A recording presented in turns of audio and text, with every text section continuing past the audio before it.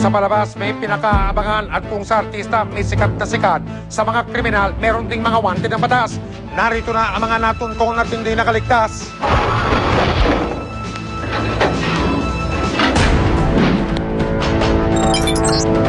Ang mga wanted ng lipunan hindi namin bine-baby, kaya tinugis sila ng pulis at ng investigador para harapin ang mga kasong nakasampa laban sa kanila.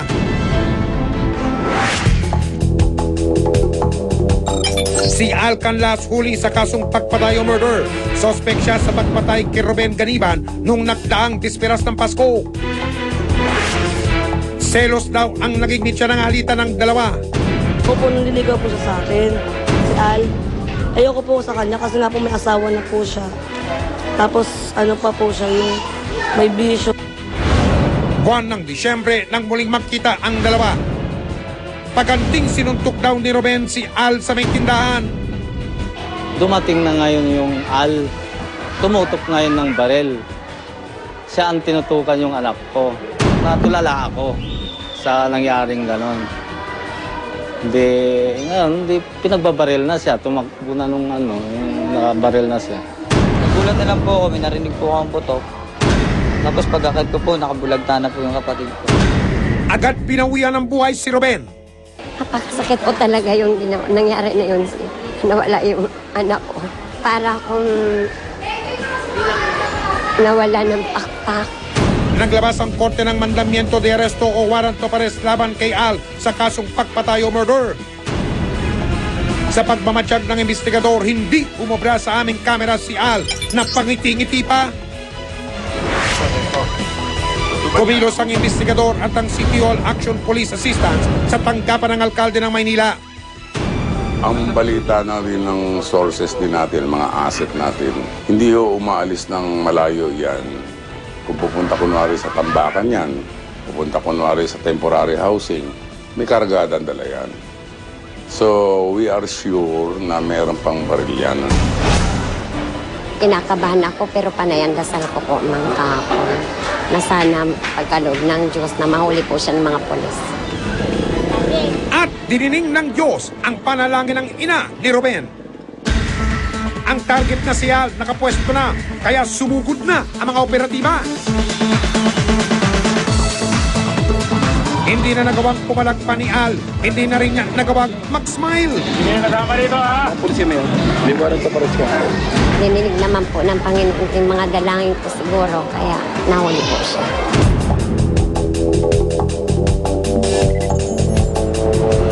Sa impila ng pulisya, hindi na napigilan ng ina at kapatid ng biktima ang mga damdamin nila. Kung tutuusin nga po, kulang pa yung ginawa ko na sa kanya. Kaya lang, pinapasabatas ko na lang po yung nangyari sa kapatid ko. Sa Manila City Jail ang baksak ni Al. Isa pang pinaghahanap ng batas ang grupong Gagambino. Ang grupong ito ang di umano'y may kagagawan ng pagpaslang kay Rosalie, ang nurse na natagpuang patay sa tinitira niyang kondominium sa Maynila. Sa pag-aksyon ng pulisya, nahuli ang isang miyembro ng Gagambino. Sa tulong niya, natunto ng iba pang may sala. Iniumang kagad ang paghuli kay alias Bino, ang pinakabatang miyembro ng grupo. Pulis. Pakibuksan mo, Pulis. Pagkatapos kay Bino, sinunod ng otoridad ang aling binebentahan daw ng grupo ng mga ninakaw nilang gamit. Ano ba yung kabastusan yung ginagawa nyo? Sa ikalawang palapag namin natagpuan si Mami Josie. Anong ba yung ginagawa sa Positibo siyang itinuro ni Bino. Yun ang magiging ebidensya laban sa kanya na siya talaga. Pero dahil nagmamatigas si Mami Josie, tuluyan na siyang isinama ng mga pulis sa tanggapan ng DSPU.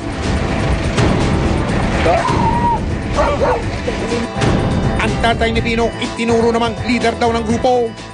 Ang masasakit ko lang po doon, wala po akong kinalaman sa pangyayari. Yun lang po.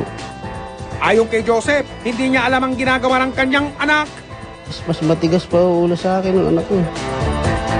Huli rin si Edmond na siya umanong getaway driver at lookout ng grupo. Nagkataon po dumaan po ako ng Maraklarak, kumaway po sila. Siyempre, isasakay ko po sila, pasero po eh. Madalas lang daw niyang maisakay ang mga ito.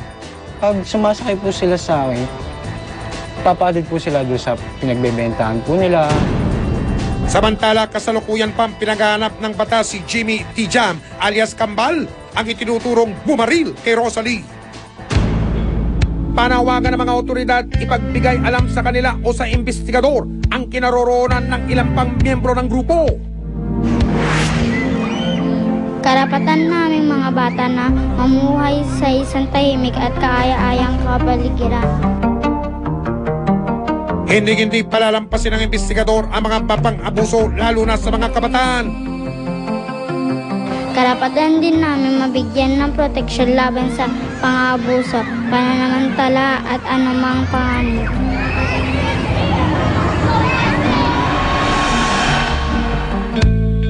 Kaya't nang dumulog sa aming tanggapan ang tatawagan nating si Sandra, hindi na kami nagdalawang isip pa. Inirereklamo ni Sandra ang kapitbahay na si Jesus. September 13 po, 2008, lumapit po sila sa mama ko. Ang sabi po ng bata, kasi po, ako, hinawakan niya rin po ang ko po sabi. Si Sir Jess Manyaki siya. Hinawakan di umano ni Jesus ang maseselang bahagi ng katawan ng anak ni Sandra na tatawagin natin si Erica.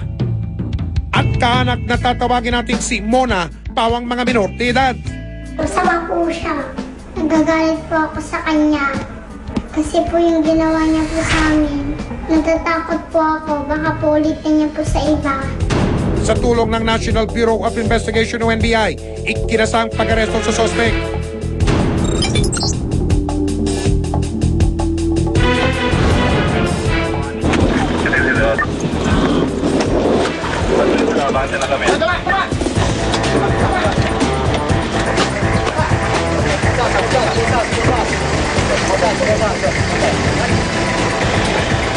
Ang basahin po natin ng pagkaka-aresto ay ang warrant of arrest po laban sa kanya sa salang 7610.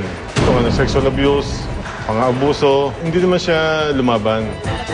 Mariin, itinanggi ng kapitbahay ang bintang sa kanya. Ewan ko nga po, tawagin na nila eh. Wala naman po akong ginagawa eh. Alam niyo po yun tungkol sa nirereklamo po sa Hindi ko naman po, yung nga po na itinasap po sa akin na yung business po. Totoo naman talaga yung ginawa mo eh. Bata yun. Ha? Tinurukan yun. Oh, wala ka talaga masasabi. Oo, talaga. Talaga, magdudusa ka talaga. Oo, talaga, magbabayad ka. So, okay.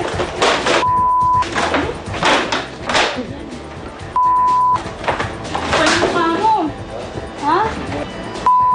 Trauma anak ko sa'yo ah. Pero anumang tanggi niya, sa rehas na bakal din ang lakpak niya. Ang mga may dapat tarapin sa batas, anumang dulas, hindi namin pinapaligtas. Dahil ang kamera ng investigador, tuloy ang patrolyo para hanapin kayong mga inirereklamo.